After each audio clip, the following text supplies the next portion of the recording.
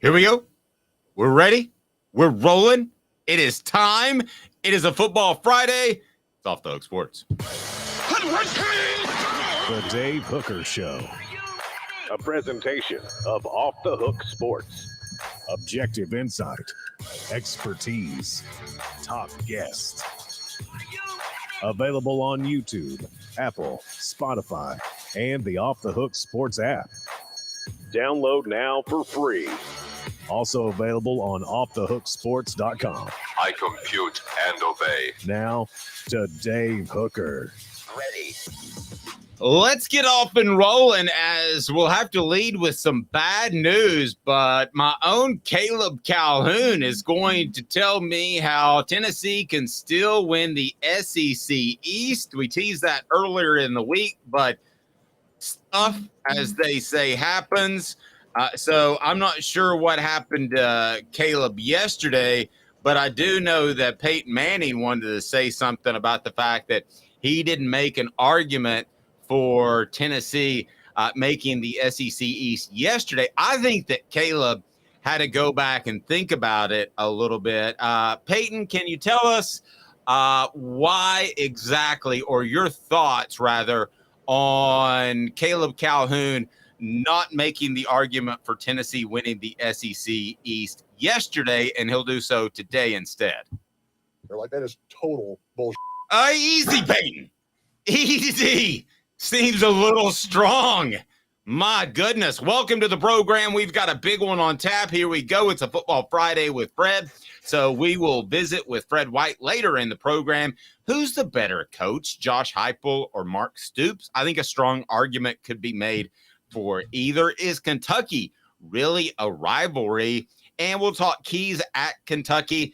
And as I mentioned, it will be Caleb Calhoun telling me how Tennessee can still win the SEC East. And again, Peyton thinks They're like, that is total bullshit. Maybe not, Peyton. Ease up. Caleb, I hope you're doing well, sir. How are you? I'm doing good. I'm a little tired because, full confession, guys, the re-release of Taylor Swift's 1989 album came out last night at midnight, and I stayed up listening to it, and it was just, the songs are better 9 years later with the re-release than they were 9 years ago. She's just an incredible artist. Don't know what to say about that, although I am a bit of a Taylor Swift fan. Now, look at this. I got a Karma. Did you say Taylor Swift? Did you say Taylor Swift? Look at the bracelet. I went and saw the Eras thing with a friend, so I'm rocking the bracelet. So let's go. I'm also making plans to try to see a Metallica show, so that shows you how varied my interests are. But I'll give you that. She's incredibly talented. I kind of wrote her off. Here we go. Orange Blood said, lick and subscribe. I think he means like and subscribe. Cooper, clarify that for Orange Blood. Cooper Mays here.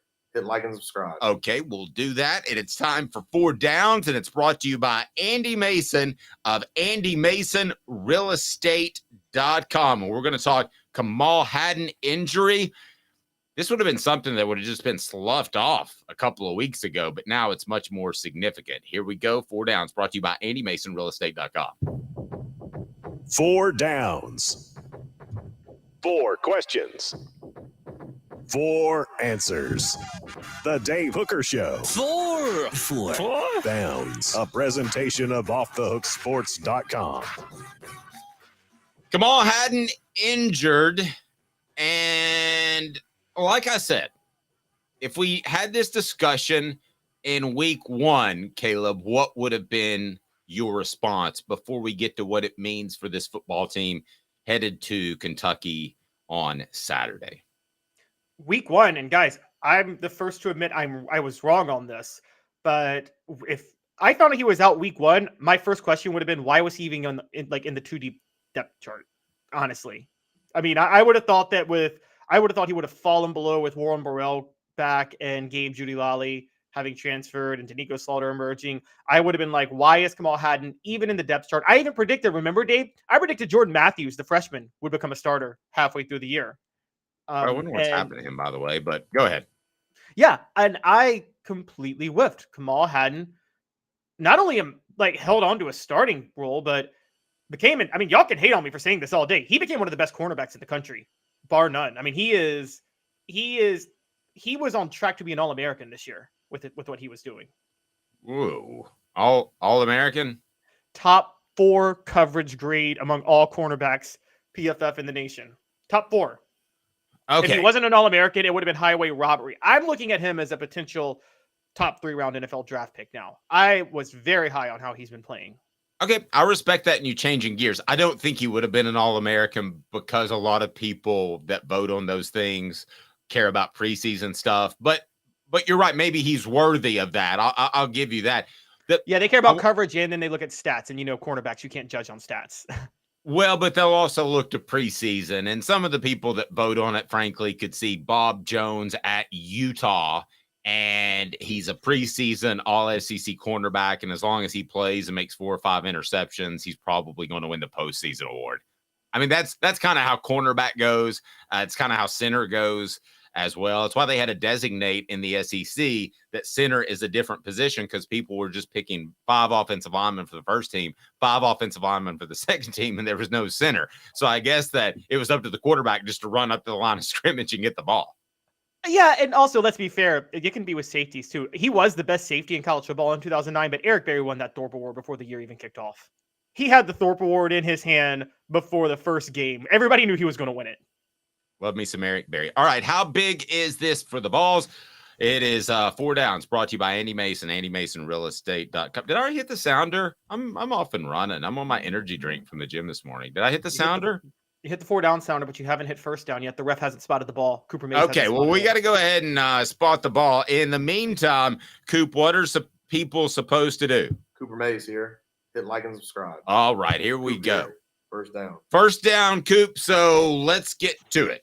Kamal Hadden's injury, and we'll get Peyton Manning's thoughts on this. Kamal Hadden's injury is bigger than Keenan Pili's. Yay or nay? I would not have said this at the beginning of the year, but you're thinking bigger. A little more than I thought. It's bigger. It's a bigger deal than Keenan Pili's.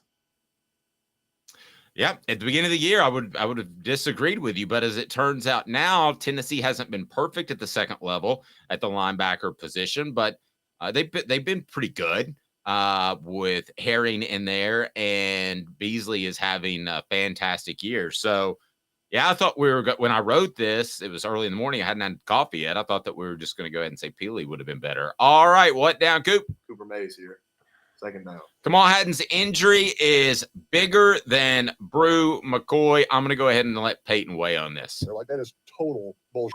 There's no way. Brew McCoy dictated coverage. I was told by a scout that Brew McCoy was the best NFL prospect on this football team at any position. So I can't go that far. I'm in with your Kamal love a little bit, but I can't go that far.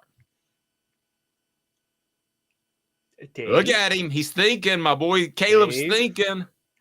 I think it's a wash, and I actually disagree with Peyton. Peyton wasn't the best talent evaluator. He thought Anthony Gonzalez was a good first-round draft pick for the Colts. Okay, so, whatever Peyton says, I don't really need to listen to him on talent evaluation. Total bullshit. I think Kamal Hadden is a bigger deal because I think I look, I get you are stuck in preseason. I think Tennessee has some other players who have the potential to dictate coverage the way Brew, not on Brew's level, but close to it. I think Chaz Nimrod might get there before the year's out. And I think Squirrel White is such a rare talent at receiver. There's nobody that comes close to Kamal Hadden in the secondary. I don't care what people say about Danico Slaughter in practice. He hasn't sniffed Kamal Hadden's jockstrap in terms of how they've both played this year. Okay. Cody helps me out with Brew. You're absolutely right, Cody. You're both wrong. And I have Taylor's wisdom in my head right now. I have Taylor Swift's wisdom in my head. So no. It is Brew. It is Brew. But I think Kamal Hadden is a much more significant loss on a scale of 1 to 10. To me, Brew, because I don't think you're going to see anybody else dictate coverage like he would. I don't think that guy's on the roster right now, to be real honest with you. But I think that he, because of what he brought to the Vols, also in downfield blocking, which sounds weird for a receiver, but they run about 89 screens a game, so that's a factor. I'm going to go Brew, and with all due respect, I don't think it's that close, but Hadden's closer than I would have ever dreamed at the beginning of the year. All right, Tennessee center Cooper Mays here. Third down. All right, it's third down. By the way, Andy Mason, Andy Mason Real Estate at realestate.com. Best prices, best service in the biz. Andy Mason realestate.com. He's there for you, and he will get in touch with you if you go to Andy Mason realestate.com. So third down, Kamal Hadden's injury will have a bigger impact than Cooper Mays' injury had. Now you can play Peyton Manning. Yeah, no, Like, Cooper that is Mays is injured. total bullshit. Okay. Cooper Mays is the most valuable player on the team. His injury was huge at the beginning of the year. So no, his injury is not bigger than Cooper Mays' injury. Okay. Now, I'm interested to see where you go here because I believe Cooper Mays' injury cost Tennessee a football game at Florida. Okay. And you believe that too. So what down is it, Coop? All SEC center Cooper Mays here. Fourth down. Kamal Hadden's injury will cost Tennessee a game. Now let's think about for a second. Let's break this down. Tennessee is not facing any, well, Missouri likes to throw it around the park. Let's think about teams that like to throw it around the park that'll put pressure on a secondary. So you would have Missouri. Georgia would not be in that category, although Georgia might just win regardless and will be favored to do so.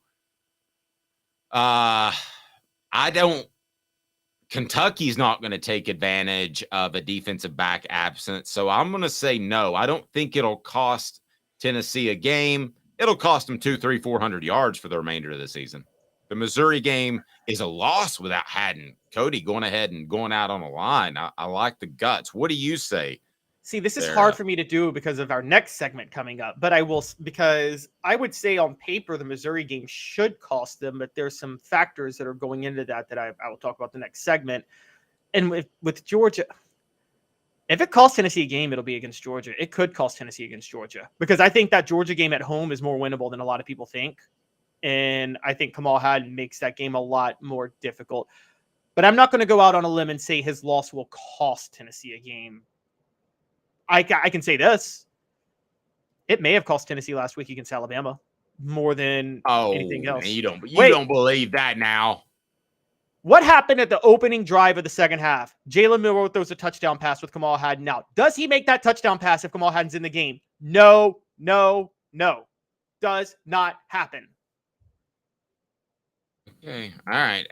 Okay. Now, one of the things with Caleb that is important that I hope everybody understands is I think so much of him that there was no question that I wanted to be him to be my partner on this program and in this venture and writing and all of that. So I say that given the next thing he's going to say sounds a little bit crazy to me, but I'm giving him free reign. Lead the charge. Here we go. Tennessee can still win the SEC East. What the H? What the? What was he thinking? Release the hounds. The Dave Hooker Show. Keep cool. A presentation of offthehooksports.com. I'm just going to open it up to my guy, and you tell me how Tennessee can still win the SEC East with two SEC losses, and then just on the message board, go ahead and fill it in. Is Caleb crazy or is Caleb on the mark? Let's go step by step. So take me through the steps. First, Tennessee has to win out, right? Yes, that's the first step. They have to win out. Okay, with the exception of UConn. They could drop a game to UConn, but they're not going to do that. Tennessee has to win out. That's step one. Now, as far as Tracy Morgan, he doesn't think that's crazy, but Doc Holliday says, I'm your huckleberry. In other words, yes, that can happen. David is already drinking the Kool-Aid. Travis says Georgia loses to us and Ole Miss. So your next step is, Caleb? So before I get to Georgia, let's start with Florida because Florida has to lose 2 more SEC games for Tennessee along with Tennessee winning out. Well, Florida plays Georgia this week.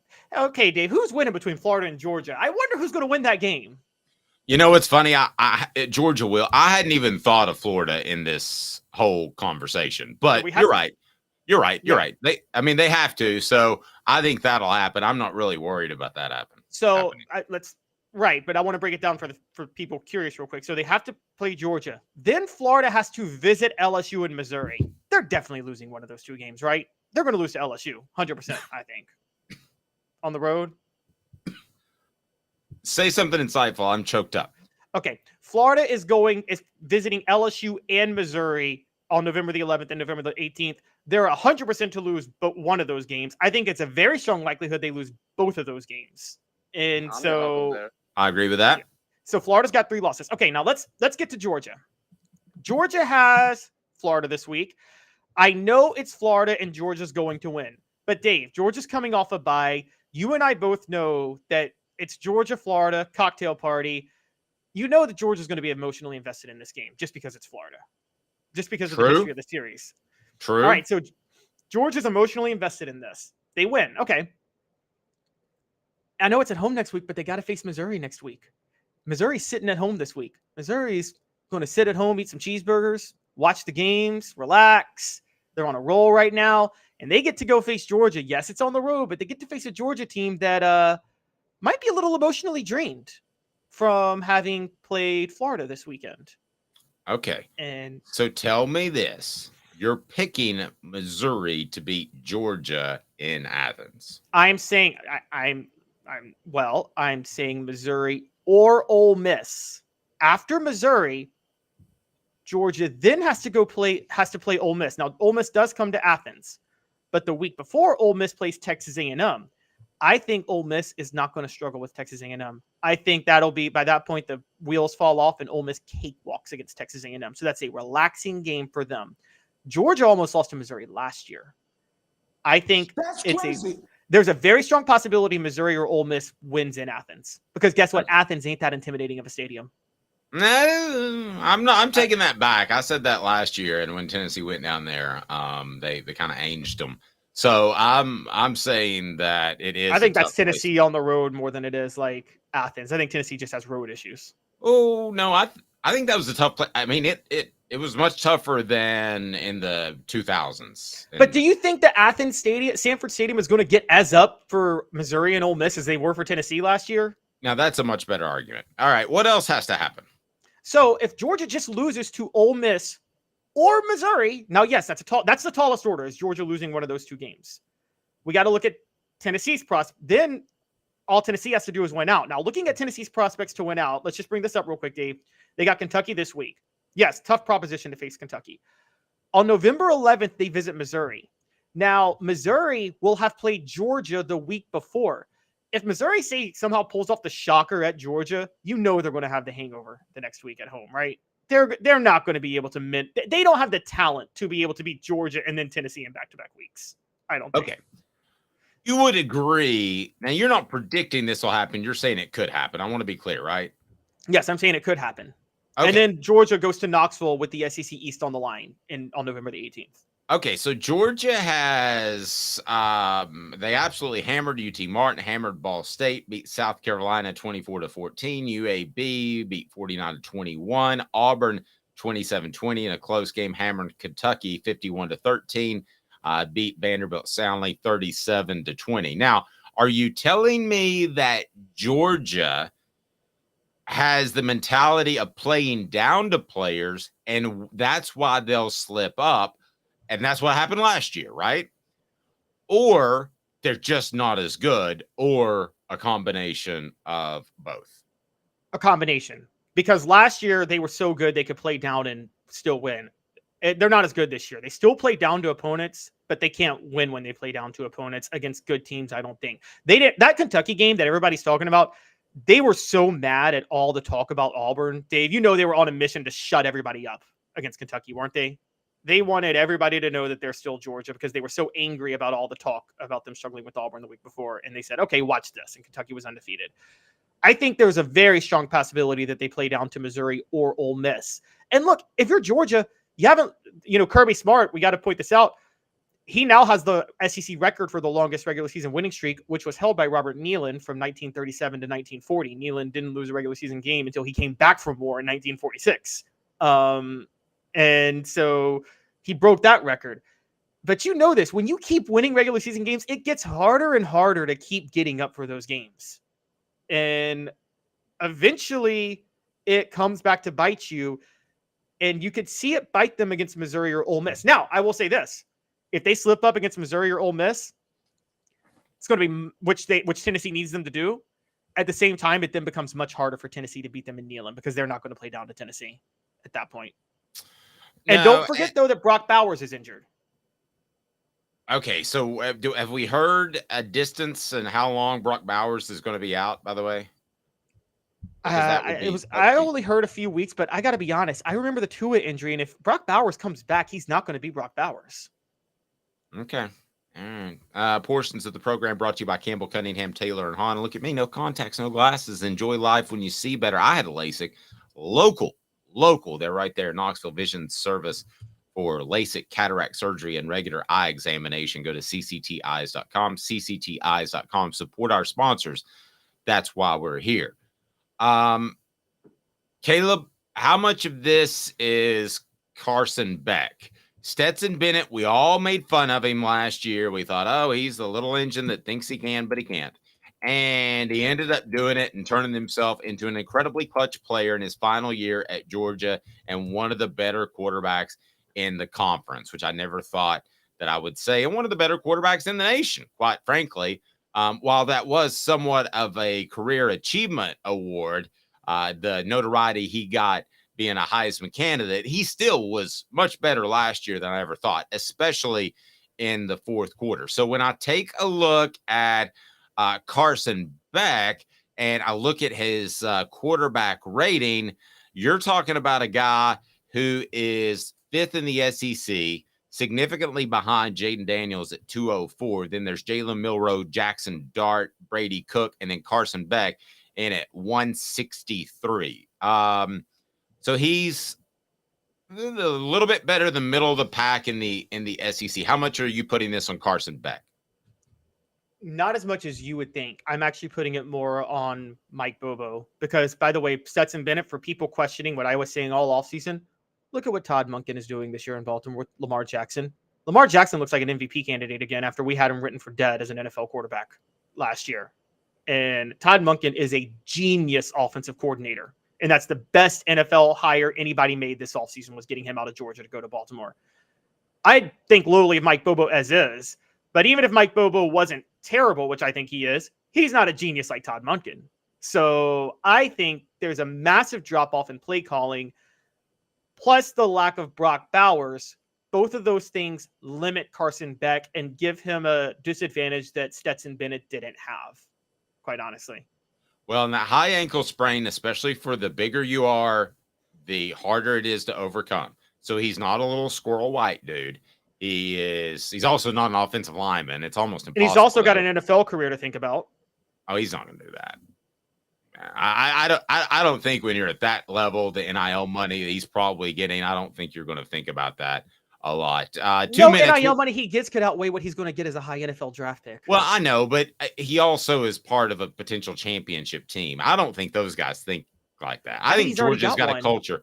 I think Georgia's got a culture there. He's not thinking about the NFL. I mean, he's probably already close to being a millionaire. He knows he will be. Finances are not going to be his issue. He wants to win a championship. 2 minutes, and we will visit with Fred White, former Vol. It's a Football Friday with Fred, brought to you by our friends at Harrell Group Security Solutions. He's Caleb Calhoun. I'm Dave Hooker. Sun, sand, and salt water, the beach is a very relaxing place. Unless you wear contacts. Ow! Open your eyes to the best the beach has to offer with LASIK vision correction from Campbell Cunningham Laser Center. Ah. Sports Treasures in North Knoxville is one of the South's largest sports cards and memorabilia dealers, featuring over 10 million sports cards from vintage to modern. Sports Treasures carries a full line of hobby boxes, singles, autographed memorabilia, Tennessee Vols collectibles, fan cave decorations, and so much more. See a museum full of collectibles at Sports Treasures, 4819 North Broadway in Fountain City, and Sports Treasures on Facebook. Sports Treasures, where the real sports fan goes to shop. Have you seen the latest TriStar Hats Co. product? TriStar Hats Co. What's that?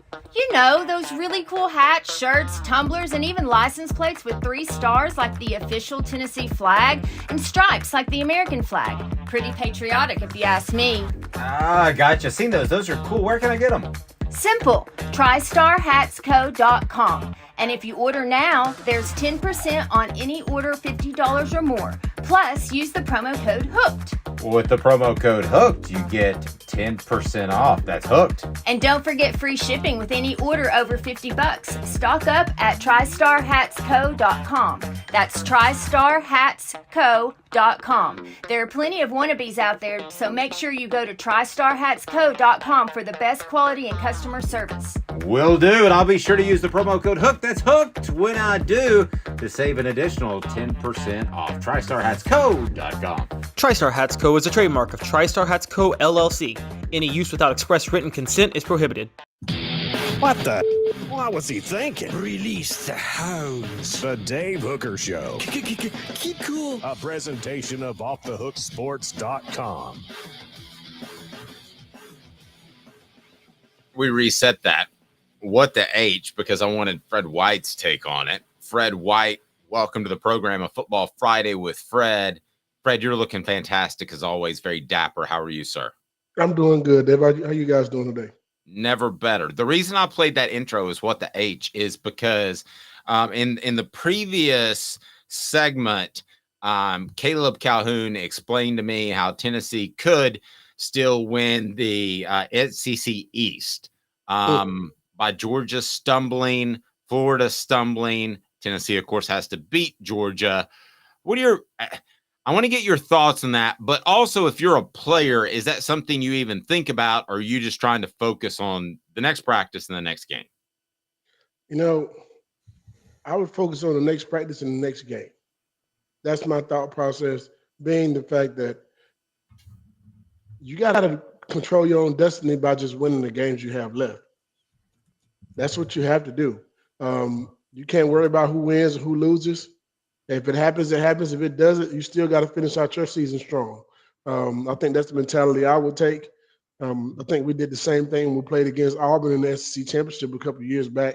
We didn't expect for Florida to lose. We didn't know if they would lose or not, and they lost 2 games, and we ended up being in the SEC championship game. So our whole focus and goal was to take care of our business first and go from there. Well, and you were in that position a couple of times when you got beat by Florida. Did you keep track of who they played? Did you go home and check Florida's schedule, or did you just put the blinders on? If that's what you're focused on, you're focused on the wrong things. You need to focus on whether you can win your games or not. Yep. Plain and simple. Well said. A couple topics we want to get to with you in particular, and I want to remind you that Fred's appearance is brought to you by friends at Herald Group Security Solutions, leadership, experience, specialization, addressing problems through unique mission-specific mitigation techniques, also making your children safer one school at a time. HeraldGRP.com, HeraldGRP.com. We're working with schools to make them safer with highly trained former military personnel, and we're going to do that. Working with private schools now, public as well. Go to your school administrator and say, you got to know this name, Herald Group Security Solutions. Herald Group Security Solutions. Look them up. Fred, we turned to Kentucky after enough talk about the Alabama game. What are some of the keys for the Vols as they get ready for the Cats? Well, the recipe for success has been running for over 200 yards a game. And every game we ran for over 200 yards, we've actually won. So those are the things I look for keys, as well as getting out the football field on third downs and staying kind of very consistent and close when it comes to time of possession. If we're going to have a big disparity in time of possession, we're going to need to have that, had to put some points on the board.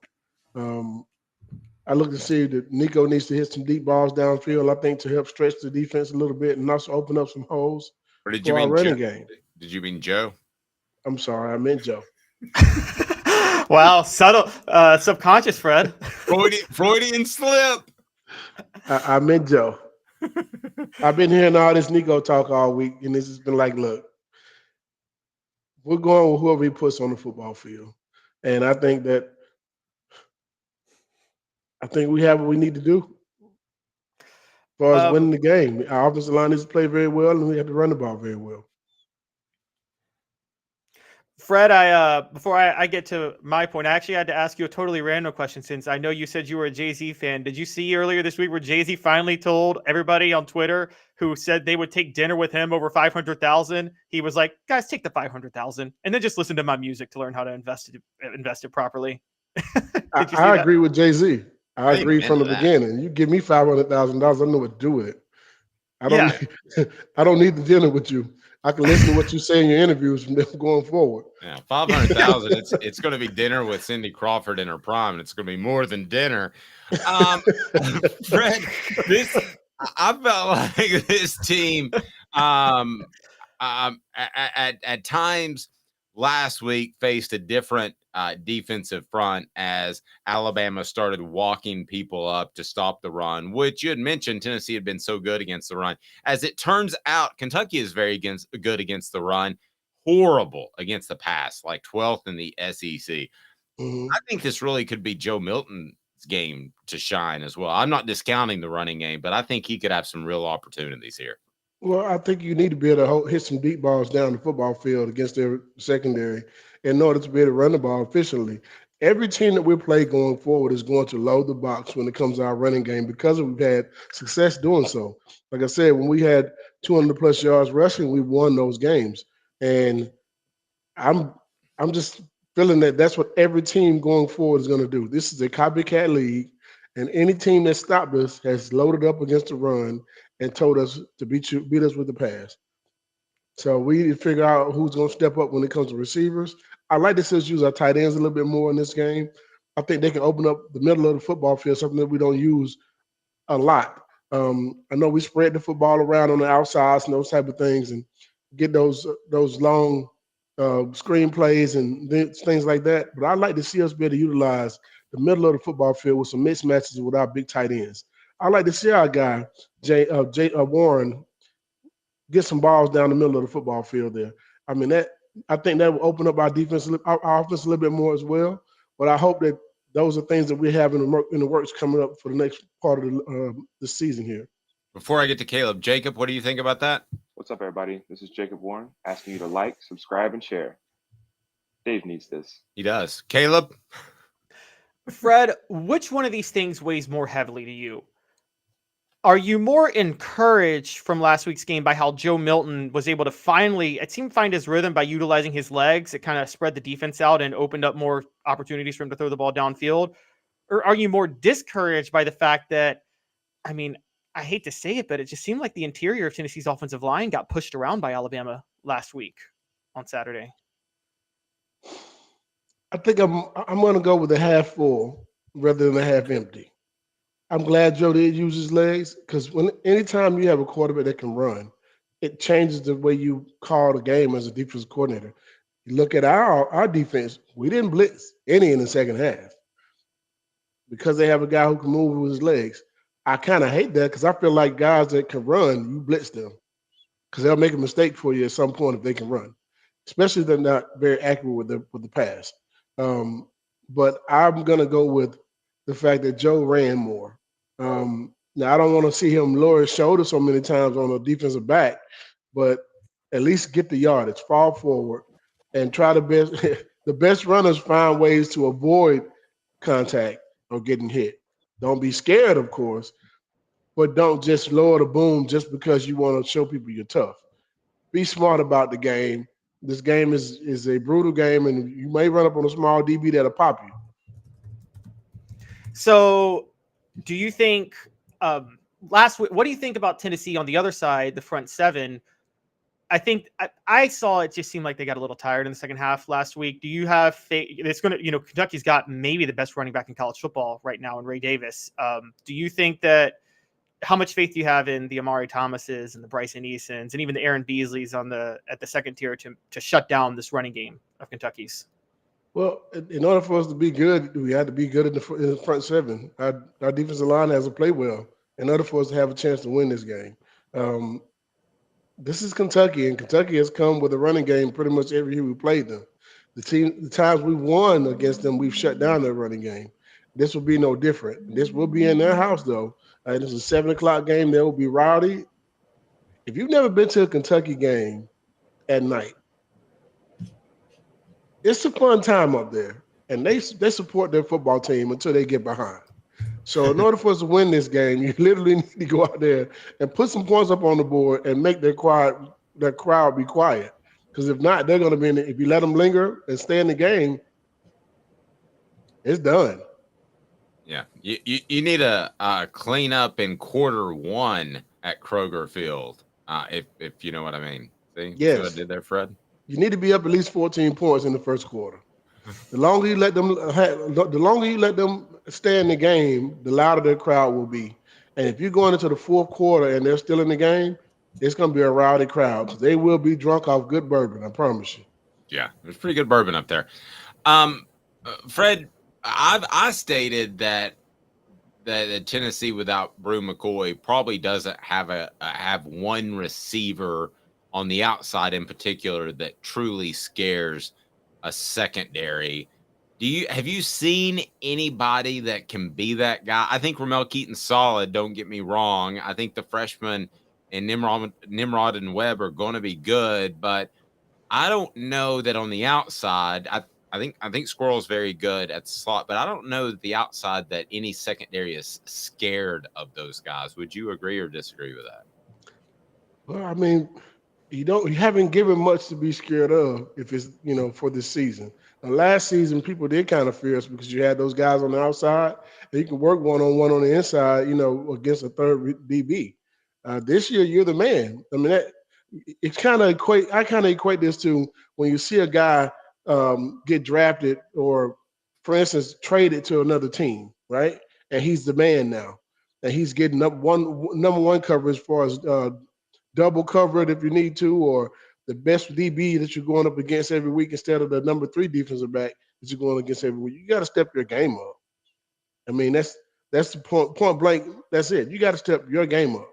I spoke to one of the greatest receivers ever played at the University of Tennessee, probably one of the greatest athletes. And that's Carl Pickens. And we talked about, catching the ball. Does a quarterback ever throw the ball too hard for you? Now, I know this is Carl Pickens, like I said, one of the greatest receivers that ever played at UT. The NFL Rookie of the Year on offense, those type of things. But he told me that if you can catch, you can catch. Regardless of how hard you throw, how soft you throw, how high, how low. And that was his thought process. So I know this may not equate to everyone, but he is one of the greatest to ever play the game. And to hear him say that, that's the standard, in my opinion. No doubt about that. I agree with that. And maybe I was too hard on Joe Milton earlier in the year, and I thought that you and Spencer Riley, to some extent, kind of set me straight or my thinking straight, because you both said the same thing. If it hits you in the hands, you should be able to catch it. Today's tough question is right now with Fred White, former Tennessee safety. He's a VFL. I don't even like saying former anymore. I'm going to get away from that. Today's tough question is right now, and it's brought to you by Rick Terry Jewelry Design. Today's tough question. Take a side. Take a stand.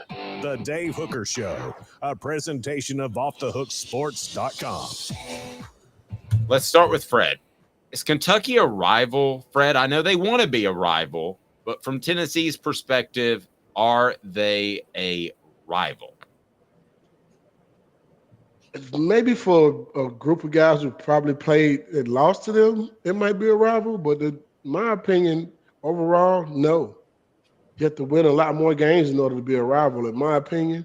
And I'm not taking anything away from Kentucky, but I never lost to them, never thought we would lose to them. And as a Tennessee, as a VFL, I don't expect to ever lose to them. There's a few games in the SEC that you don't expect to lose, and those are South Carolina, Kentucky, Vanderbilt. And for them to be a rival, you'd have to catch up and beat us in more games, I guess. Peyton Manning, what do you think of Kentucky being a rival for Tennessee? They're like, that is total bullshit. Okay, well, Peyton, easy. I agree. I agree, Peyton. Wholeheartedly, I agree. They're like, that is total bullshit. All right, Caleb, what do you think? Guys, I want to say something that y'all aren't going to like, but it's just facts. And Fred, this doesn't apply to you because you actually did your job when you played at Tennessee and made sure Kentucky never threatened you. But Kentucky's beaten Tennessee more times since 2005 than Tennessee's beaten Florida. So Kentucky's more of a rivalry to Tennessee than Tennessee is to Florida at this point. More so, Vanderbilt has beaten Tennessee twice as many times as Florida has since the turn of the century. And so I get what we're saying here, but if we're going to throw all history out, which Tennessee and Kentucky is one of the oldest played games in the SEC, there's literally the battle for the beer barrel, which they don't allow anymore because kids can't drink or whatever. But it should be battle for the weed bag nowadays. Yeah, there you go. But I also think. By the way, let me take a second to remind you that Hemp House is the premier hemp dispensary online with a wide variety, great selection, and strict standards to ensure you only receive the best in CBD or Delta products. Go to Hemp House Chat with 2Ds. Hemp House Chat with 2Ts.com, and they've got the big orange crunch right here that if you use the promo code HOOKED, you get 10% off of. I'm sorry, the battle for the bag of weed. Go ahead, Caleb. Okay, but here's where I still do think it's somewhat a rivalry. I think it's the history of it because Tennessee and Kentucky and Tennessee and Vanderbilt are two of the four longest played games in the SEC. Georgia, Auburn, and Ole Miss, Mississippi State are the others. And on top of that, I think Tennessee and Kentucky have not friendly, but like Kentucky's the basketball school, Tennessee's the football school. So there's a debate over can one get the better of the other in both sports one year? So I think Tennessee's taken a lot of pride in recent years that they've swept Kentucky in basketball a couple of times and beaten them in football. And I think there's a lot of pride when Tennessee does that. So I think that does make it a rivalry. And plus the last part is, Fred, another factor of a rivalry is you take pride in owning a school. And since you guys did own Kentucky when you play, yes, I get it. You always beat them, but you wanted to make sure you always beat them. Like you did not want a Kentucky loss on your resume as a player. Absolutely not. You don't want a Kentucky, but I still don't think they're a rival. They don't even think they're a rival. They want to be, but they know deep down they aren't. Guys, they're closer to Tennessee than Tennessee is to Florida. Fred, let me offer this too. I think that's crazy, but as a matter of fact, Peyton even says they're like, that is total bullshit. But let me ask you. They have a better record against Tennessee than Peyton Manning had against Florida. Let me ask you. You're going to get in trouble with Fred there.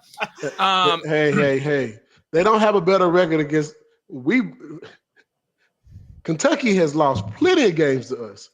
So I'm just saying. Well, I will say this, whether or not we view them individually as a rival, I don't, because I think Tennessee is one of the schools that's really weird. And there's not a lot in the country, but that have like too many rivals. Like Alabama's a rival, Florida's a rival. Vanderbilt, if you ask people over 70, was a rival because that's why General Neyland was hired, is to beat Vanderbilt and on and on. But I will say this, because of the support that the programs get individually, because of the fact that the recruiting talent is way better in Tennessee than Kentucky, and it's not great in Tennessee, but in Kentucky it's horrible. As far as numbers of guys, and then you can go into Atlanta and recruit there. It should never be a rival. Whether or not it is, we can argue that, but it should never be a rival, Fred. Well, let me say this then. When it comes to Kentucky, are we doing a checker Neyland? Oh. Are we doing a special uniform? They did the black jerseys for Kentucky last year. I mean, that was more for us than for them. That was more to show that we could do a black jersey because it was almost Halloween. It had nothing to do with Kentucky. All right, No. so what's closer, guys? I got a question for both y'all.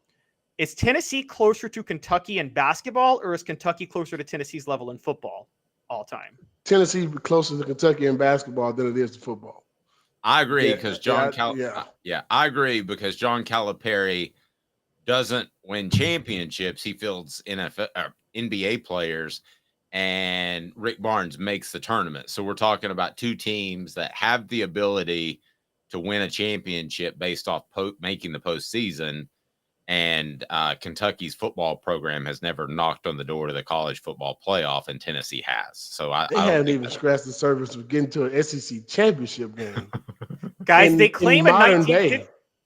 They claimed the 1950 national title, even though Tennessee beat them that year.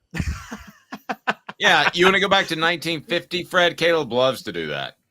I mean, are any of those people still alive? I'm just saying. I mean, there's nobody here for them to even claim. Gotta be a couple 90 We're going to celebrate the 1950 national championship team in Kentucky. Oh, they actually, funny enough, they decided to declare it in 2018. So 68 years later, they're like, hey, let's go back and claim this as a national title. I'm just pointing out. I'm just, by the way, again, Fred, I don't know if you know, Dave and I go back and forth on this because I agree Tennessee recruiting is better, but I'm sorry. I think I can get you to back me up on this. I've been saying for 20 years, Nashville recruiting is overrated. And I can say that because you played on the 98 team and not one player from Nashville was a major contributor on that 98 team. I would say this, though. In the last few years, Nashville recruiting has been pretty good. They put out a lot of NFL football players in the last few years out of Nashville. You go from Corn Elder to there's a few other guys that are from that area that have played some pretty good football.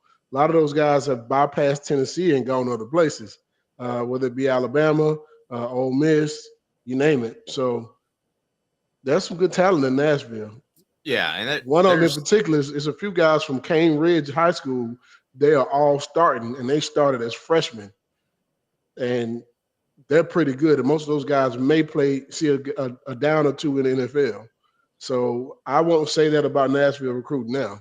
Back then, maybe, but now, John Henderson was from Nashville, and he's one of the greatest players to ever play at Tennessee. He was a unicorn when he came out.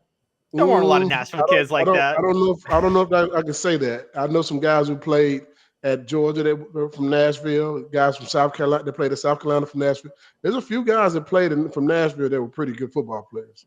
Well, and regardless of the Nashville debate, the state that I was in charge of when I covered recruiting for ESPN, one of them was Kentucky, and it was just, I can tell you statistically by far the bottom of the barrel. West Virginia was in my territory. They were second worst.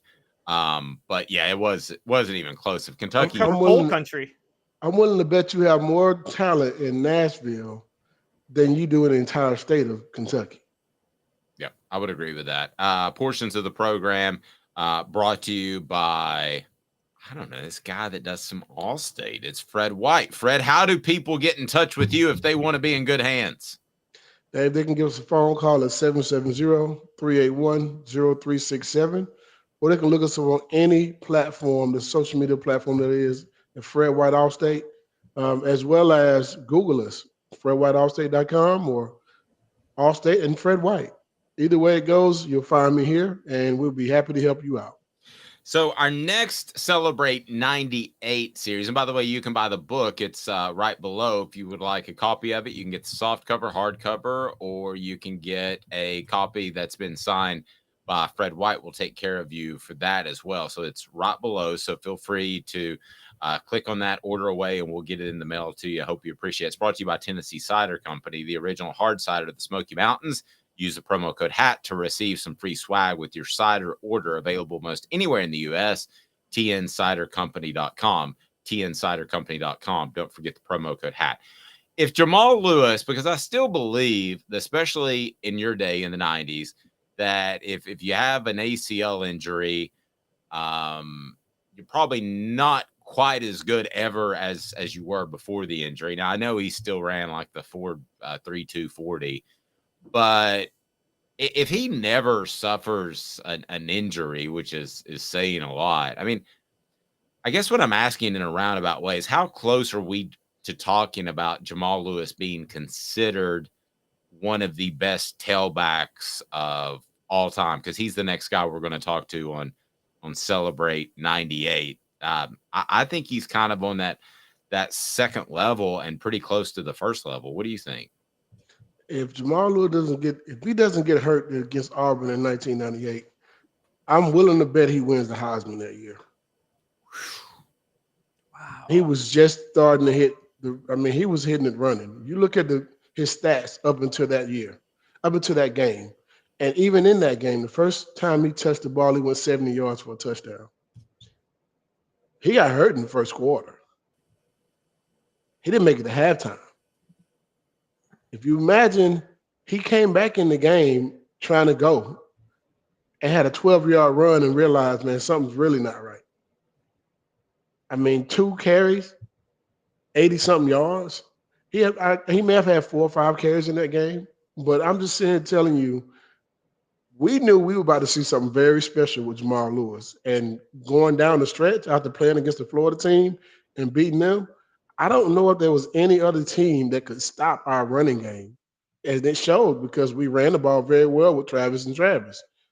If Travis and Travis can go for 100 yards against Georgia, just imagine what Jamal Lewis would have done.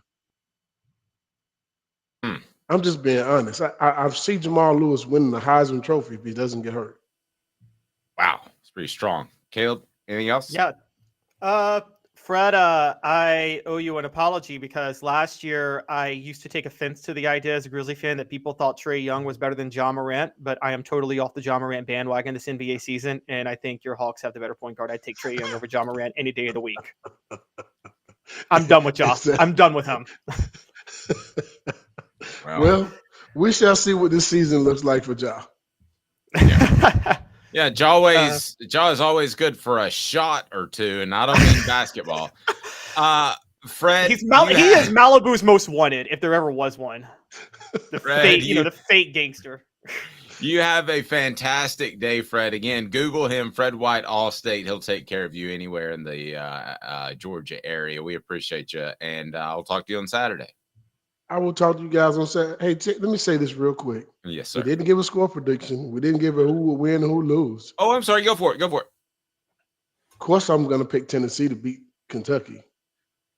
Absolutely going to pick Tennessee to beat Kentucky. That'd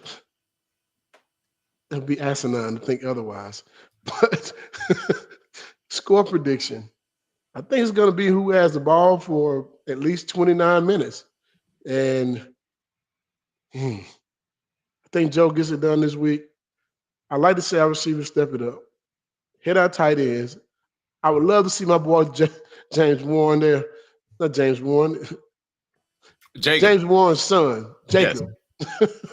I'd like to see him get a couple touchdowns. If our tight ends have 2 touchdowns, if my tight ends have at least 2 touchdowns, whether it be Warren or our other tight end, I'm going to go with Tennessee scoring about 41 points and Kentucky 27. Okay. Fred's with me. He's taking the over because I'm taking the over too in this one. That's where all my money's on. I think it goes over 51 total. Mm-hmm. I can jive with that.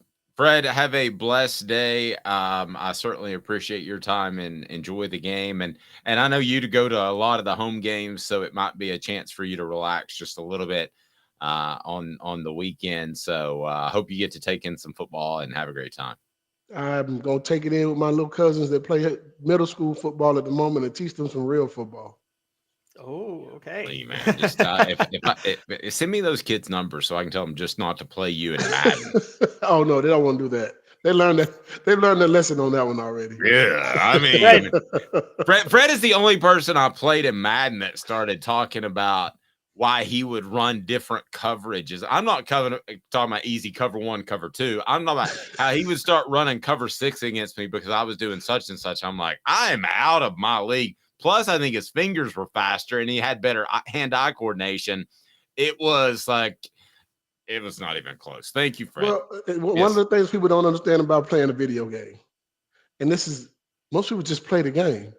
You do realize they're not really codes, but if I see your offensive lineman move forward on the snap, I know it's run. It's a video game. They can't stop at 5 yards and come back, or 3 yards and come back. If it's a run play, you know it's a run play. So you make all your guys come down on the run. If they step back, you push your guys back to make sure you know now your DBs and your linemen are in pass rush mode. I mean, it makes the game simple and easier for you. If your running back's running to the right, you push all your linemen to the right as soon as the ball snaps. We're going to continue this conversation because I would love to be able to beat my son one time. I beat him once. I beat him once in NBA 2K right before he left to go to Massachusetts, and it was the greatest day of my life. And he just put his controller down and walked away. You just got to outsmart the game, man. That's all you're doing. It was a Klay Thompson 8 feet behind the 3-point line, bank for 3 when I was down 2 because I was like, this is my best shot to win it. So that was it. Thank you, Fred. I appreciate you, brother. All right, you guys have a good one. Nobody like Fred White. He's Caleb Calhoun. I am Dave Hooker. And who's the better coach between the two? We'll also have prop bets coming up. You would think Josh Heupel right off the top. We will discuss that. I'm going to make an argument, though, for Mark Stoops for a bit, and I'll be the contrarian. I mean, I think it's Josh Heupel, but I will say this, not being contrarian and not trying to start a debate. I don't think it's clear cut. 2 minutes off the hook sports. Got cataracts? We can fix that. Never miss another moment. With a little help from Doctors Campbell, Cunningham, Taylor, and Hahn at cctis.com. Hi, I'm Rick Terry, and we at Rick Terry Jewelry Designs pride ourselves in the highest quality craftsmanship from a family-owned business here in Knoxville for over 35 years. At Rick Terry Jewelry Designs, we also take pride in being an affordable option for all your game day accessories, especially those fire opals. At Rick Terry Jewelry Designs, we want to be your jeweler every day and especially on game day. Go Vols! Hi, Mike Davis here with City Heating and Air, reminding you to always dare to compare. Our team provides quality local heating and air service, installation, and maintenance across East Tennessee. We use only the best equipment like American Standard heating and air conditioning for your residential, new construction, or commercial needs.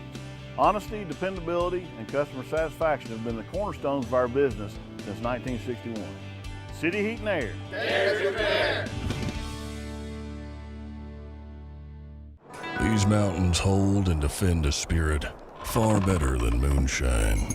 A drink that holds flavor, that becomes necessity. A hard cider made and relished by folk who are as hearty as they are legend. A refreshment that can only be found in one place. With a taste that makes you say, give me 3 bottles of the good stuff. Tennessee Cider Company, where necessity can be found. What's up, everybody? This is Jacob Warren, asking you to like, subscribe, and share. Dave needs this. Objective coverage. Hey, that's new. If we get caught, we're going to jail. The Dave Hooker Show, a presentation of Off the Hook Sports.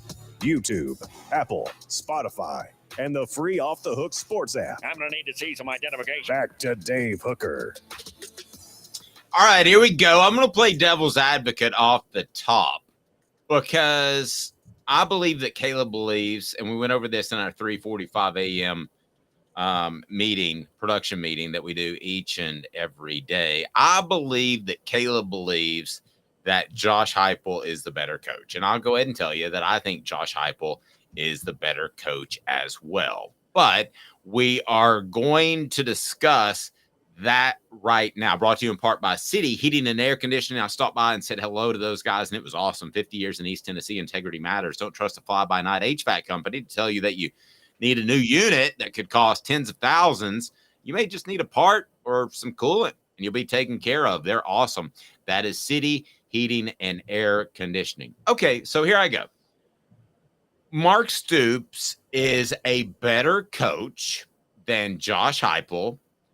and I swear if you cut this in the very beginning so you don't have my disclaimer, I'm going to kill you, Caleb. But Mark Stoops is a better coach than Josh Heupel, playing slightly contrarian, because he gets more with less than Josh Heupel. He hasn't had superstar players for the most part. Will Levis notwithstanding. I mean, I know you don't like him particularly, but that for Kentucky is a very, very good quarterback, right? I mean, they would take Will Levis every single year if they could get that type of talent at Kentucky. They've had a Randall Cobb who is fantastic, but I would really have to rack my brain to come up with other superstar athletes that they have had. So he comes up and he wins more and gets more out of less. Tell me that I'm right or wrong. That's one of the reasons Mark Stoops is a better coach than Josh Heupel, theoretically. Dave, I wasn't going to fight you too hard on that, because remember, I was the one who proposed this, and I wouldn't have proposed this if I didn't really believe in Mark Stoops as a head coach. And so, well, I misunderstood you in the 3:45 a.m. So you got to take the. Well, no, I think Josh Heupel is a better ball coach. Let me be clear what I mean by that. If you have two coaches preparing for a game, I trust Josh Heupel more than Mark Stoops as a game planner for Saturday. I think Josh Heupel is. I don't think there's a better game planner in the country than Josh Heupel. Really, do you, Dave? I think maybe Nick Saban, but like Josh Heupel is at the top, right, as far as game planning. Oh boy, I would have been all on board if not for that Florida game. I just didn't. I didn't think a lot of that. I got to not. I got to give. If he was an A+ before, he's got to be a flat A now. To me, see, me and you break on that. I don't blame him at all for the Florida game. The game planning, I blame him in certain ways, but not. I don't think game planning was the issue. Well, it was Mays that was the issue, but it's a little bit, in my opinion, it's a little bit Heupel, and then it was a little bit Heupel in the fourth downs for Alabama. But I know you and I disagree with that, so I don't want to belabor the point. Let me try to make another argument. Well, I was going to go ahead. Split with the Stoops, yeah, because while I think Heupel's a better ball guy, I do think Mark Stoops is a better CEO. Where you talk about him game planning, I think Mark Stoops usually hires the right coordinators. And he knows defense well, and he hires the right coordinators to run the offense as best as they can. Is CEO part of managing NIL and recruiting? Now it is, yes. Okay. I would actually take, it's funny, we're disagreeing on the things that I thought we would have to kind of poke each other on.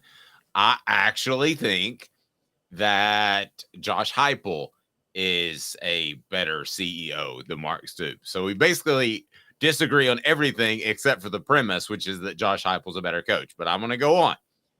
Josh Heupel could not have had the success that Mark Stoops has had at Kentucky, which is an incredibly difficult place to play. Listen, it would be a difficult place to win, not place to play. It would be a difficult place to win if they were in Conference USA, because of the lack of recruiting talent. But they're not. They're in the SEC, but he started 2-10, then 5-7, 5-7, 7-6, 7-6, 10-3, 8-5, 5-6, 10-3, 7-6, 5-2. So that's 2 10-win seasons. I do not believe that Josh Heupel could have done that in that same period of time at Kentucky. You? I'm going to say he could have. And the reason I'm going to say he could have is because I saw what let's not forget how Josh Heupel had his career resurgence. He was fired by Oklahoma, goes to Utah State to become offensive coordinator for a year. Barry Odom takes over Missouri and takes, to his credit, the shot in the dark to bring Josh Heupel in when nobody wanted Josh Heupel as an offensive coordinator. And by the way, nobody wanted the Missouri job. Remember how, I know you hate it in general, Dave, but remember how bad of a job specifically Missouri was in 2015? Because that was after the whole Mizzou protest stuff in 2014 where they were going to refuse to play the season. Yes, I do remember that. Yes. Missouri was it was the worst job in football. Josh Heupel's offensive coaching got them to a bowl game in his second year. By himself, with Drew Lock, Josh Heupel coaching the offense, single-handedly willed them to a 7-6 record in a bowl game, which got him his job at UCF. I think if he could do that at Missouri just as an offensive assistant, I think he could do that at Kentucky as a head coach with 10 wins, particularly when, as you and I know, over the past 8 or 9 years, the East has had a couple years where it's really, really bad. Now, this is to say that, look, that doesn't mean that this isn't maximizing what's possible at Kentucky. It is. Mark Stoops is maximizing what can be done at Kentucky. I just think Josh Heupel would have been able to do it too. My CEO issue, I disagree with you about Heupel managing NIL and recruiting well. You and I both know he was behind NIL opening up the checkbook for Dante Thornton. That's wasted everybody's money. Whoever you got. And I mean, because talent evaluation is part of being a CEO. And he also has more money to play with. He's the guy who is able to go in and pick 10 toys for his kids, and he hopes that his kids like 2 or 3. Whereas Mark Stoops is the guy, because he doesn't have as much NIL money in football, is the guy that goes in and picks 4 or 5 toys for his kids and hopes for 2 or 3. Now, by now he's GMing like the Mets. There. Okay, but Colton, I have no idea what that means. Colton Ditmore said, would Stoops have taken Hooker and the team to where they want? So I'm going to take my devil's advocate hat and lay it down. No, I don't think Mark Stoops would have taken Hendon Hooker and the Vols last year to a 10-win season. So at the end of the day, even though I played devil's advocate for the fun of it, I think Josh Heupel is the better coach. But I think that if you don't consider Mark Stoops as one of the top 5 or 6 coaches in the SEC, considering his challenges at Kentucky, then you're selling him short. So where would you put him? Saban's better. Smart's better. We both think Heupel's better. I know we both think Brian Kelly is better. After that, who is a better football coach in the SEC other than Mark Stoops? I'm not so sure Brian Kelly is better. Well, that stuns me. Well, let's not get caught up on Brian Kelly. Also with Smart. Okay, I think that. Look, I have Stoops in my top 3 with Heupel and Saban, and right now Stoops. When you throw in the CEO side, I mean, you got to have Smart in there. Look, I think Kirby Smart went to the second easiest job in America. And I think it's just an indictment on previous coaches that they didn't do what Kirby Smart did. No, Saban or Smart are 1, 2. I mean, I think Georgia's a very easy place to win it. And it's easier now than it even was under Rick, because the talent is only growing in Georgia. Yeah, but you have more competition, and the Atlanta kids don't have any allegiance to Georgia. So I disagree with you there. I'm with you on. I know what you're getting at, the LSU effect, and I'm with you with the LSU effect. That is very true.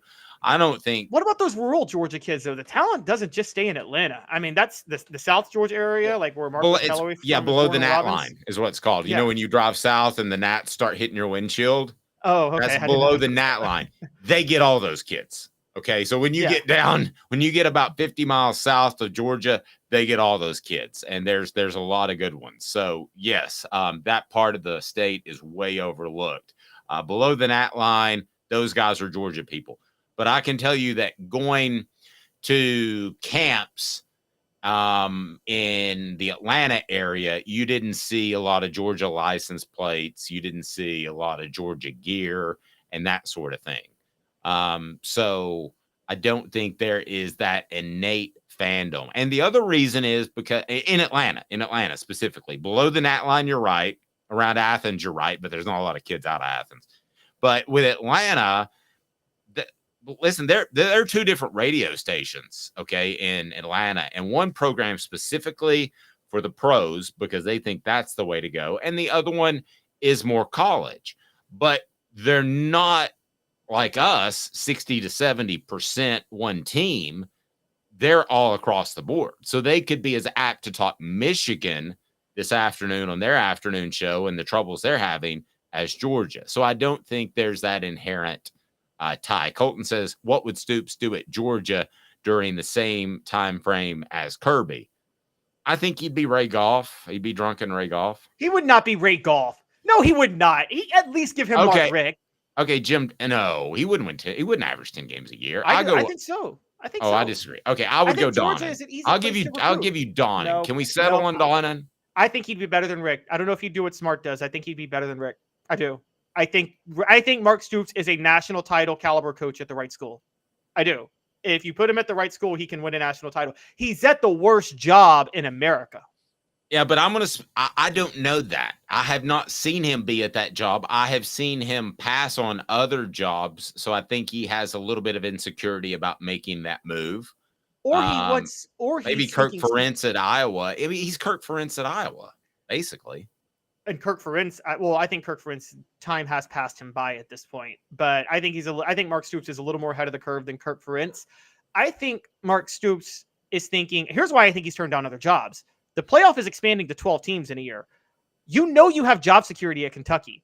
And you've talked to me about this, Dave, before. How much stress and pressure are a lot of coaches under? Because, look, if they, the minute the hot seat happens, things are spiraling. And it's not just, you're paid well, but you got to move your family. You're responsible for assistants' livelihoods. Like, there's a lot of pressure.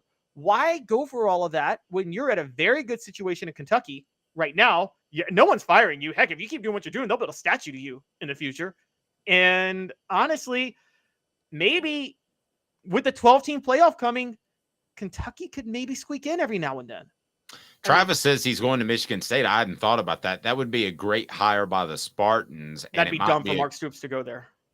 I don't know. He'd have a little bit more money to play with, but so would the rest of the conference. I think Jim Harbaugh is gone after this year, so I want to factor that in to my thinking. Oh, no, he's not. He didn't say Michigan. He said Michigan State. Right, but I think Harbaugh is gone. So you don't have Jim Harbaugh, one of the best coaches in the world, to beat every year. See, I think Michigan should look into hiring him if Jim Harbaugh goes. I think he'd be great at Michigan. Ooh, I think that would be. I think that would be a little bit of a reach, but nevertheless, all right. So we got your picks. Your picks are brought to you by our friends at Zen Sports. Zen Sports, the new sports book in Tennessee, revolutionizing the way you earn sports betting rewards. That means no more deposit bonuses that turn into deposit nightmares. And Zen Sports, what you see is what you get with their cash rewards program. You get a lot of cash for a welcome bonus. Earn an unlimited 5% cash back on your betting volume for your first 15 days when you sign up with promo code HOOKED. That's HOOKED. Unlimited 5% cash back. Keep betting, keep earning with up to 3% cash back on your betting volume every month after that. And refer friends to earn a percentage of their betting volume as cash rewards too. Zen Sports bringing the cash back to Tennessee. So if you bet big on sports, you want to be betting on Zen Sports. Zen Sports betting just got better. Gambling problem? Call 1-800-889-9789. Must be 21 or over and in Tennessee to bet. So here we go. If I agree with Caleb, it's hey now. If I don't, it's that's crazy. And if he's way off base, it's you suck, you jackass. All right, so here we go. Let's take a look at Caleb's picks. Caleb's casino, so to speak, will be that's my picks yesterday. These are just Caleb's the prop bets casinos on Thursday. Today will be prop bets. So let's go ahead and go with the 5 best prop bets. And I'll tell you what I think. All right, here we go, Caleb. What do you got? Joe Milton, the 3rd junior, senior, Esquire, the 2nd, over 1.5 yards passing. I will go ahead and give that not over 1.5 yards passing. Over 1.5 passing TDs. Passing TDs. If he doesn't get 1.5 yards. Passing TDs. I'm sorry, I misspoke. Hey now. I totally agree with that. I think Kentucky's pass defense is horrible. If we're not having the conversations, he's had 2 or more passing TDs, and we got a real problem next week. I got a funny story with the 1.5 yards real quick before moving on. I don't know if you know this, but New York just legalized sports gambling this year, and they always do these promotions, surefire win giveaways. Their first one this year was Aaron Rodgers throws for over 1 yard in his opener. And he didn't throw for over 1 yard because he got hurt. So a free giveaway and everybody lost money. Yeah, and they talked about rescinding that because of the injury. I didn't understand that at all. Ray Davis, the Kentucky running back who's very good, under 87.5 yards rushing. And you're taking the under. Tennessee with a very good defensive front in terms of creating havoc. Why do you think Ray Davis is held for under 87.5 yards? If Kentucky has trouble running the ball, they're not going to win this game. I think Tennessee has a very good defensive front. I think this defensive front too, having interviewed Amari Thomas in the offseason, and you probably could tell more about this than I could, Dave. They seem to have a lot of pride. They have a lot of pride in what they do in the front seven. And I think they're very upset with how the second half went in last week's game. And I think they really want to make up for how the second half went. And I don't think they're happy about it. And so I think they're going to be on a mission And I think because of that, they'll stuff the running game, and Ray Davis won't do what Ray Davis usually does. I'm going to give it this. That's crazy. But I kind of sort of want to agree with you, too. That's why I didn't go full scale. You suck, you jackass. Because I think he's that good of a back to get the over. But do you know who the number one team in the SEC is in yards per carry defense? By chance? Is it Tennessee? It is Tennessee at 3.03. Texas A&M is second, 3.04. Kentucky, 3.07. Alabama, 3.09. Then Ole Miss, surprisingly, at 3.28. Vanderbilt gives almost a whopping 5 yards a carry. Good Lord. Do you even And by the way, they take sacks into account in college. So that counts against rushing numbers. Well, but I mean, do you even need, if you're giving up 5 yards a carry, like you're Vanderbilt, do you even need a quarterback if you're the opposing team? All right. So next up, Jalen Wright under 57.5 yards rushing. Okay. I am going to give you. They're like, that is total bullshit. I think that Jalen Wright runs for over 125 yards, as a matter of fact. I let Fred White educate me. And after listening to him, he is right. I think Alabama set a method last week, which is teams are going to sell out and collapse the middle as much as possible. And Kentucky has a transcendently great defensive lineman. And so I think because of that, Tennessee's not going to be able to run the ball up the middle the way they want to. So the run game will have to come from Joe Milton. And the offense is going to have to come from Joe Milton throwing the ball. I just don't think Tennessee's going to be able to run the ball because of that. Okay. Squirrel White over 63.5 yards, 63.5 yards as a prop bet. This one, I don't know who's going to get the yard. So I'm going to say that to put money on this would be. You suck, you jackass. I can't go there with you. I kind of want to, but I can't. I said yesterday that Chaz Nimrod was one of the 5 key players for Tennessee. I said that on Wednesday, excuse me. Here's the issue. Yes, Chaz Nimrod is one of the 5 key players for Tennessee in this game. But that's because he's going to be the guy that dictates coverage. Meaning Squirrel White's going to be the guy to make the plays. So Squirrel White, with Kentucky's questionable secondary, he needs to get over 63.5 yards. Joe Milton needs to get him the ball for at least 2 40-yard bombs. Okay, and to be real clear, this is okay, gotcha. To be real clear, this is just receiving yards. I still think they're going to get him somehow involved with the running game, like an end around or a jet sweep. As a matter of fact, I'll make that little prediction for this weekend. How about that? Maybe I talk to somebody. Maybe. Maybe a backwards pass to Jacob Warren and he throws it to Squirrel White for a touchdown. Pretty sweet. I don't know if Squirrel can throw, but no, Warren throws to Squirrel. Oh, Warren throws to. Okay, all right. I don't know if Jacob can throw. I'll text him in a second and find out. I'll be like, why are you asking me this? Aren't you the one preaching for Nico? Devin Leary over 204.5 yards passing. Did this line come out before or after we heard about Kamal Hadden not playing? This line came out I looked at it this morning, and this was the line after we knew Kamal Hadden was out for the year. They're like, that is total bullshit. He's not going to throw for 205 yards.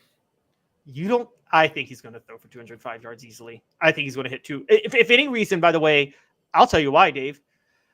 I have a hunch that this might be one of those type of Tennessee games that I think this might finally be the game where Tennessee looks like it did last year, where Tennessee builds a huge early lead, and then Kentucky, he goes over 200 just coming back, trying to fight back in the second that's half. always a scary one for the opposing quarterback's numbers. You know it? I mean, because you never know that Tennessee could have a big lead and, well, at least could have last year, and then the quarterback's just throwing as much as he can from the second quarter on. You mean like Peyton Manning's 466 yards against Florida in 96, where everybody's like, what a gutsy effort. It's like, yeah, but they were down 35-0. So... Yeah, I mean, what are you going to do at that point? You've got a Heisman Trophy candidate, and you're down a lot. So that's exactly what you're going to do. You're going to throw and it Bob all over Stoops the and Spurrier called off the dogs, and we're like, fine, we'll let you get those yards. All right, he's Caleb Calhoun. I'm Dave Hooker. Presentation of Off the Hook Sports. We'll talk to you after the game. Coverage of the game on offthehooksports.com. purchase a book if you'd like. I can get you one autographed by Fred White. I can get that out this weekend. Celebrate 98, the untold stories behind Tennessee's 1998 national championship. I wrote it. It's not a rehashing of the season. It is a bunch of stories that you won't hear elsewhere. So check it out. We'd greatly appreciate it. It is just below. You can click on it there. Support our sponsors also below. So we appreciate you more than you know. For Caleb Calhoun and Fred White, I'm Dave Hooker. This has been a presentation